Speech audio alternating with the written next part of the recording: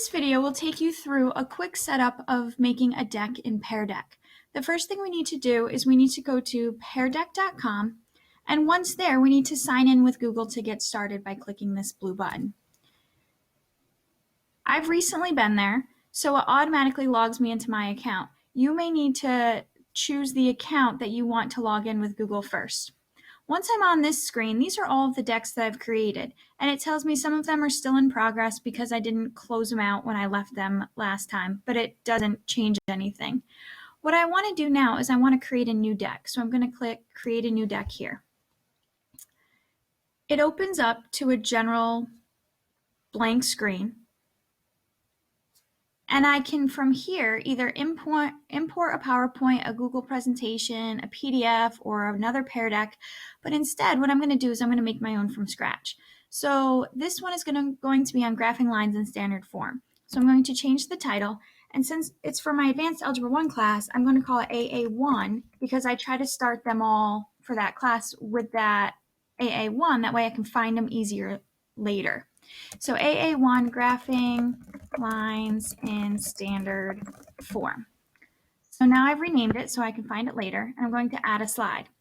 The slide that I'd like to add is one where my students can actually draw the line on the screen based on the equation that I give them.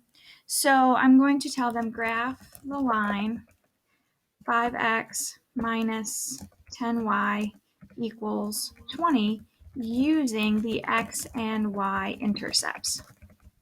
So those are the instructions that they'll see on the main screen, and I'm going to change it to a freehand drawing slide over here.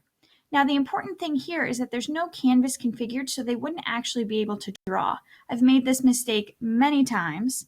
So once you choose your drawing, you're going to click down here and choose what you want them to draw on.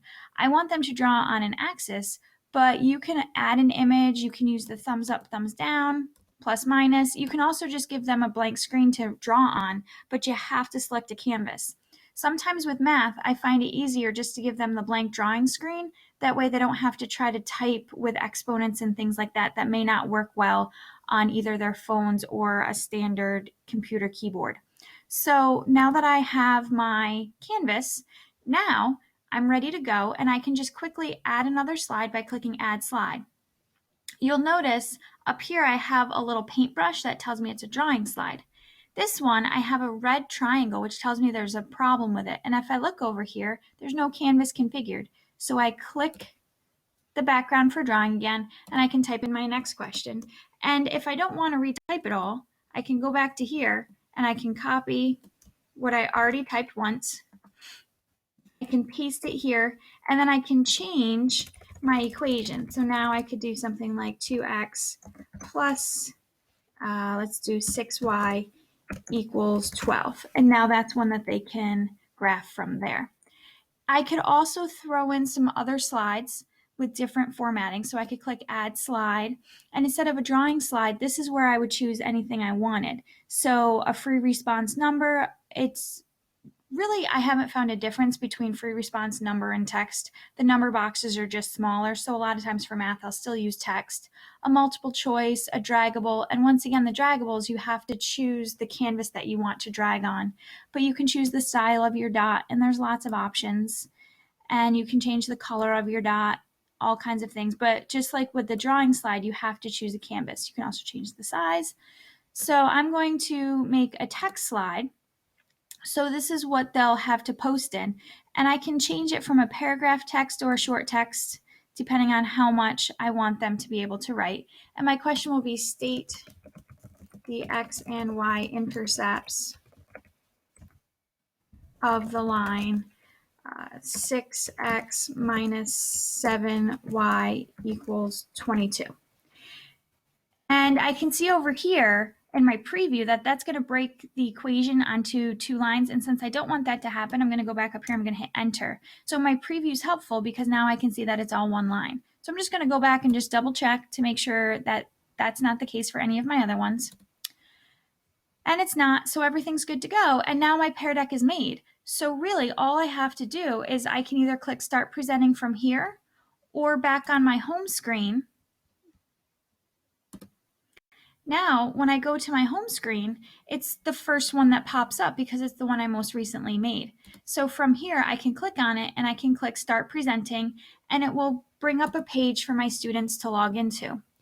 One of the biggest mistakes my students make is instead of going to peardeck.com/join, they go to simply peardeck.com.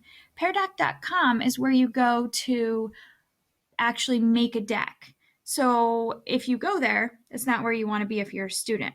So the students go to peardeck.com/join, they put in a code, and they get in the class.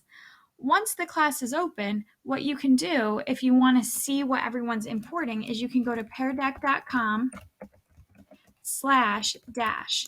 And this opens the dashboard so you can see what's going on. So see, this time I had to choose an account. So right now it's bringing everything up, and it's the deck that I just opened. So it's that same code. You can see it's the same participation code. And as soon as students log in, they appear on this side of the screen. And as they start putting in answers, their answers will pop up here with their names as well.